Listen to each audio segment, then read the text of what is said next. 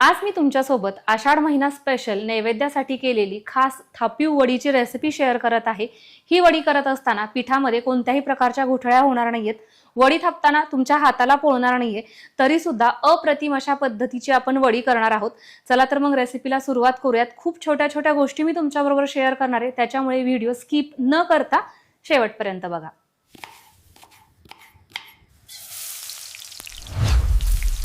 सगळ्यात अगोदर आपण एक मिक्सरचा जार घेतलेला आहे आणि याच्यामध्ये आपण हिरव्या मिरच्या टाकून घेतोय। हिरवी मिरची ही तुम्ही तुमच्या चवीनुसार टाकायची आहे। वडी तुम्हाला कितपत तिखट हवी आहे त्या हिशोबाने 10 ते 12 लसणाच्या पाकळ्या, अर्धा इंच आल्याचा तुकडा फोडणीमध्ये सुद्धा टाकणार आहोत। तरीही या वाटणामध्ये पण आपण एक छोटा चमचा जिरं टाकून घेतलेला आहे। आता आपल्याला हे एकदम छान असं वाटून घ्यायचं आहे। गॅसवरती आपण कढई ठेवलेली आहे, त्यामध्ये तेल टाकून घेऊयात। साधारण 2 मोठे चमचे मी तेल टाकून घेतेय। तेल गरम झाल्यानंतर याच्यामध्ये एक छोटा चमचा मोहरी आपण टाकतोय। अशा पद्धतीने मोहरी छान तडतडली पाहिजे। त्याच्यानंतर आपण जिरं टाकतोय, कढीपत्ता असे थोडेसे तुकडे त्याचे करून घेतलेत, कारण की वड्या परत चिरताना प्रॉब्लेम येऊ नये। आता ही हिरवी मिरची, जिरी, लसूण, आल्याची पेस्ट, ह्या वड्यात ना तिखट छान लागतात बरं का, त्यामुळे करताना थोड्याशा तिखटच करायच्या। फोडणी चांगली बसली पाहिजे, मिरची चांगली तळसली पाहिजे, म्हणजे आपल्या वडीला खमंग अशी चव येते। मिरचीचा रंग तुम्ही बघताय, म्हणजे पूर्णपणे हिरवी दिसत नाहीये आणि खूप जास्त ती करपलेली नाहीये, हलकी अशी सादळल्यासारखी आपल्याला दिसली की नाही, म्हणजेच आपली मिरची आहे ना व्यवस्थित अशी तळसली गेलेली असते। आता याच्यामध्ये आपण टाकतोय हळद। हळद सुद्धा या फोडणीमध्ये चांगली अशी परतली गेलेली आहे। आता मी काय करतेय, या फोडणीमध्ये अगदी थोडंसं पाणी टाकणार आहे, साधारण एक 2 ते 3 चमचे।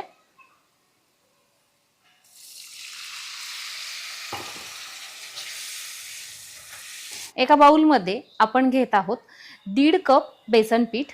1.5 कप बेसन पिठासाठी हलकं असं कोमट आपल्याला इथे 2 कप पाणी घ्यायचंय।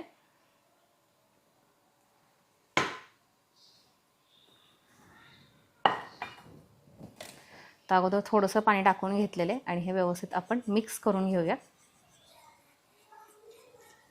ह्याच्या ज्या पूर्ण गुठळ्या आहेत ना त्या फोडून घ्यायच्यात। तर आता बघा, आपण पीठ मिक्स करत होतो, ते व्यवस्थित असं एकत्रित करत होतो, तोपर्यंत आपण टाकलेले जे पाणी आहे ना ते आटलेले आणि अर्थातच आपली मिरची सुद्धा अगदी व्यवस्थित शिजलेली आहे, जेणेकरून ती आता आपल्याला बाधणार नाही। आता आपण याच्यामध्ये कोणतेही 2 पर्याय निवडू शकतो। एक पर्याय आपण त्याच्यामध्येच 1 कप मिक्स केलेला आहे। आता हा दुसरा कप पाण्याचा डायरेक्ट या फोडणीमध्ये मी टाकून घेतेय। इथे आपण चवीनुसार मीठ टाकून घेतोय।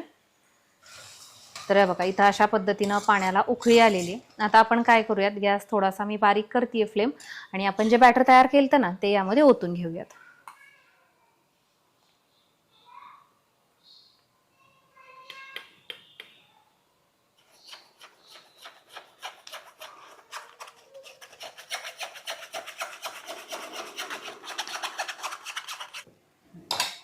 आणि आता हे हलवून घेतोय।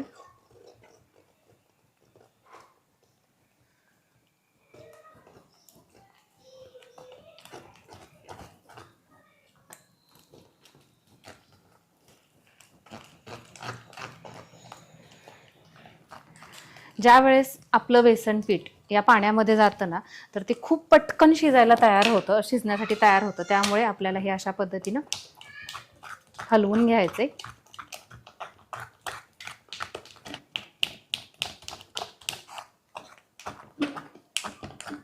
आपण हे सगळं पीठ व्यवस्थित असं एकत्रित करून एका ठिकाणी गोळा केलेला आहे आणि आपल्याला आता हे झाकून ठेवायचे। याला शिजवून घेणं खूप जास्त गरजेचं आहे, कच्चं राहिलं नाही पाहिजे, तर त्याच्यामुळे आपल्याला याला झाकून ठेवावं लागतं।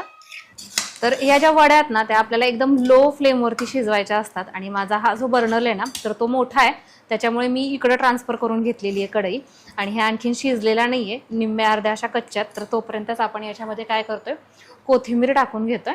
तर खूप सगळी आपल्याला कोथिंबीर टाकायची आहे, छान मस्त अशा ह्या वड्या दिसल्या पाहिजेत। आणि मिक्स करूयात। आत्ताच कोथिंबीर टाकली ना म्हणजे काय होतं, त्याचा जो सुगंध आहे ना तो वडीमध्ये जातो।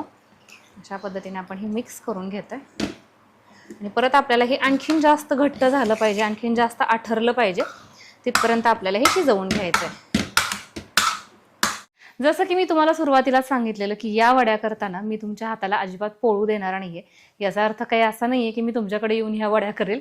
फक्त त्याच्यासाठी एक छान अशी ट्रिक सांगतेय, तर ती म्हणजे हे शिजतंय तोपर्यंत आपल्या किचनचा काउंटर हा स्वच्छच असतो, म्हणून तर आपण त्याच्यावरती स्वयंपाक करत असतो. तर आता याच किचन काउंटरला आहे ना आपण तेल लावून घेतोय. सोबतच आपण घेतलेला आहे एक लाटणं. हो, आज आपण या वड्या न थापता लाटून घेणार आहोत आणि लाटल्या तरी सुद्धा तशाच पद्धतीच्या सुंदर या वड्या होतात. तर या लाटण्याला देखील आपल्याला असं तेल लावून घ्यायचं आहे. तर हे बघा, सुरुवातीपासून आत्तापर्यंत जवळजवळ 15 ते 17 मिनिट झालेले आहेत. आणि सुरुवातीला तर तुम्ही पीठ बघितलं होतं की कशा पद्धतीचं हे ओलसर होतं आणि आता हे पूर्णपणे असं कोरडं झाल्यासारखं आपल्याला जाणवतोय की नाही. आणि जे शिवाय असं कडेचं होती की नाही खरवड, ती सुद्धा मी चांगल्या पद्धतीनं खरडून खरडून घेत होते. झाकून ठेवलं की त्याच्याकडे दुर्लक्ष करायचं नाही, उलटं त्याला सारखं बघत राहायचं, उघडायचं, त्याला हलवायचं. आणि याला आहे ना ही अशा पद्धतीची खाली खरवड तयारच होते बरं का, त्याशिवायच ते असं व्यवस्थित असं वाफरलं जात नाही. इथं तुम्ही बघताय चांगल्या पद्धतीनं याचा गोळा तयार झालेला आहे. एके ठिकाणी हे सगळं पीठ गोळा होतं. आता आपण असंच उचलूयात आणि जिथं आपण तेल लावलं होतं की नाही तिथं टाकून घेतोय. आपल्याला ही प्रोसेस गरम आहे की नाही हे पीठ तोपर्यंतच करायची असते, खूप जास्त याला गार होऊ द्यायचं नाही. आणि या पिठाचा गोळा करण्यासाठी आपण पाण्याचा हात घेऊ शकतो.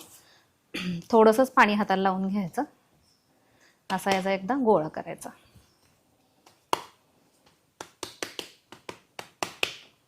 आणि त्यानंतर आता हे आपल्याला लाटून घ्यायचं.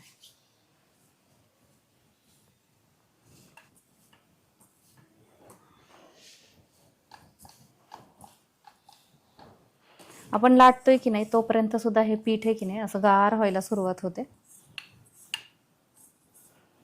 या वड्या तुम्हाला जशा पद्धतीनं म्हणजे थोड्याशा जाड किंवा थोड्याशा पातळ अशा लाटायच्यात ना तशा तुम्ही लाटू शकता. पण थापताना आपली जी गडबड होती की नाही ती अर्थातच लाटताना होत नाही, फक्त त्याला मधनं मधनं एकदा थोडासा असा आकार द्यायचा.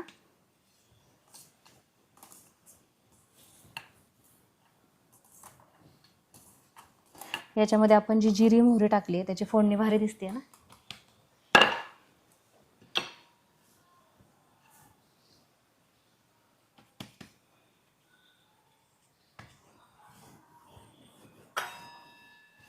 आमच्या आईंना तर ही पद्धत फार पटते बरं का. आम्ही जेव्हा घरी वड्या करतो की नाही तर पहिलं खूप अशी गडबड व्हायची. ते पटापटा पटापटा थापा, ताटांना तेल लावा आणि ते गार झालं की मग ते असं पुढं सरकतच नसायचं. तर त्याच्यामुळे अशा पद्धतीची ट्रिक जेव्हापासून आम्ही घरी वापरतोय ना या वड्या करणं खूप सोपं झालंय. आता हे गरम आहे तोपर्यंतच आपण याच्यावरती थोडेसे तीळ टाकून घेतोय,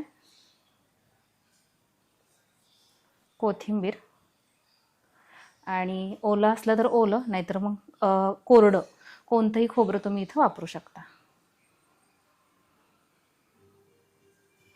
तर हे परत एकदा आपण लाटून घेऊ.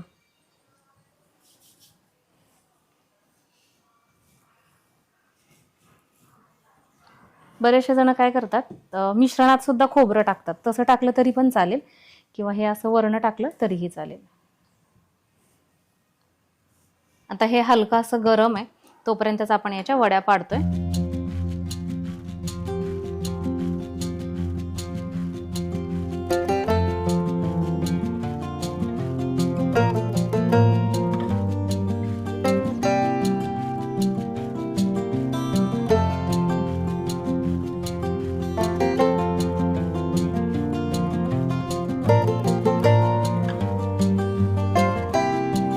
तर इथं तुम्ही बघू शकता आपली ही वडी छान अशा पद्धतीनं वडी पडली आहे ना. दिसायलाही सुरेख आणि खायलाही मस्त झणझणीत.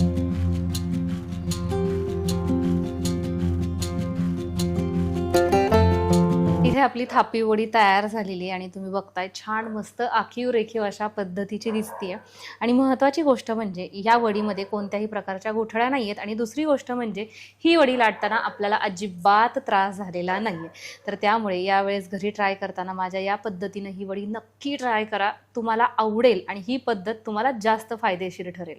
तुम्ही यापूर्वी कोणती पद्धत वापरत होतात ही वडी करण्यासाठी हे मला कमेंट करून नक्की कळवा.